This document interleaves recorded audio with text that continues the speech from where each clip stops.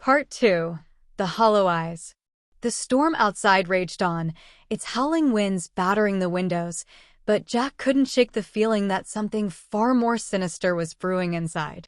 He tried to tell himself that it was just the nerves from the frightening encounter, but as he lay in the guest bedroom of his parents' house, staring at the ceiling, he couldn't shake the feeling of eyes on him. It was as though the walls themselves were watching, listening, waiting. He tried to get some rest, but sleep wouldn't come. The wind seemed to whisper things, faint murmurs just beyond the threshold of hearing. He thought he heard footsteps in the hallway, but when he checked, the house was empty. Only the storm outside answered with its icy growls. Just before dawn, a soft knock at the door broke the silence. Jack was half asleep, his mind still haunted by the figure from the road, but his instincts told him to open the door. Maybe it was his parents, needing something. Maybe they were just checking on him. Jack. His mother's voice came through the crack of the door, soft and uncertain.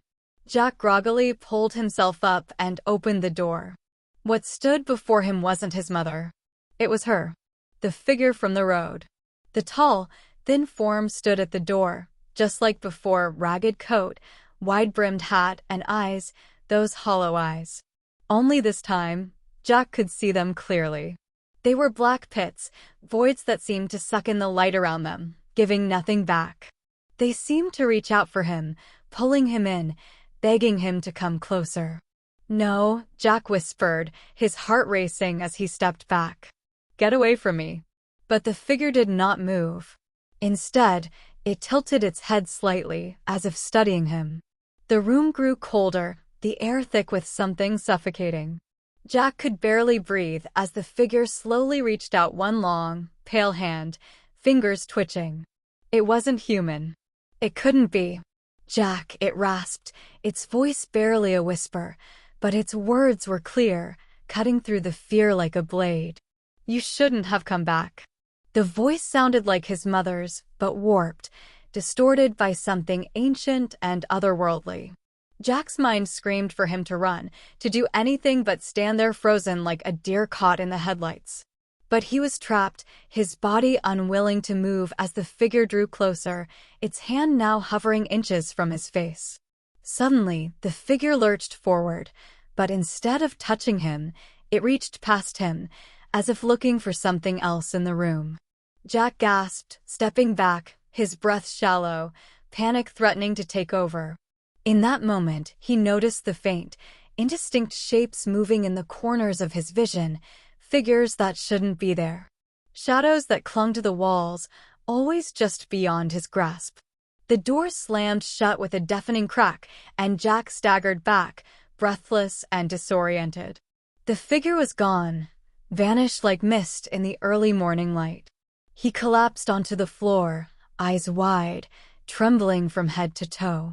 This time, he didn't feel alone.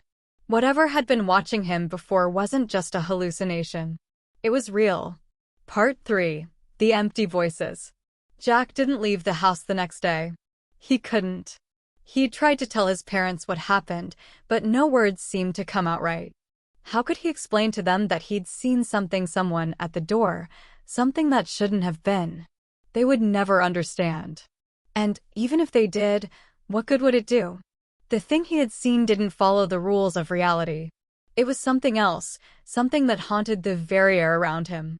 It was as if the house itself had changed. There was an unnatural stillness that pressed in on him, a suffocating quiet that seemed to have seeped into the walls. His parents had noticed it too.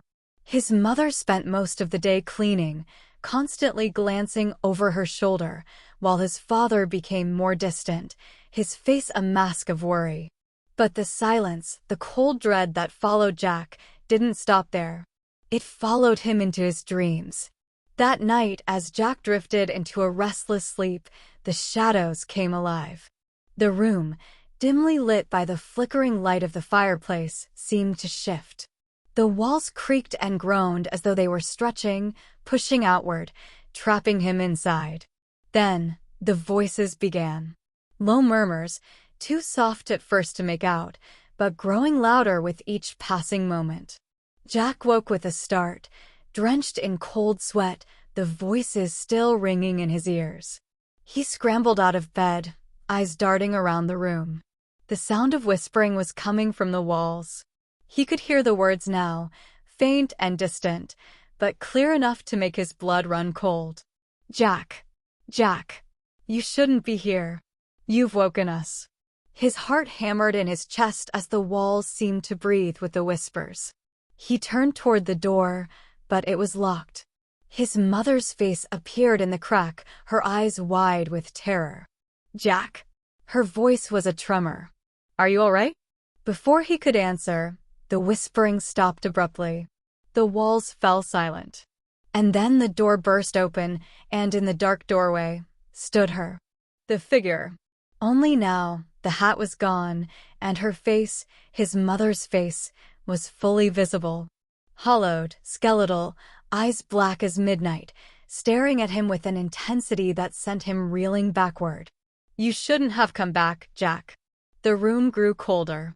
The air turned thick with dread, suffocating Jack as his limbs refused to move. His body was no longer his own. The figure stepped into the room, the floorboards creaking beneath its weight, its long fingers outstretched, reaching for him. Part 4, the final hour. Jack's vision blurred, and everything around him seemed to spiral. His legs gave out beneath him as he crumpled to the floor, unable to move, unable to escape. The figure loomed over him, a dark specter that seemed to breathe with his every breath.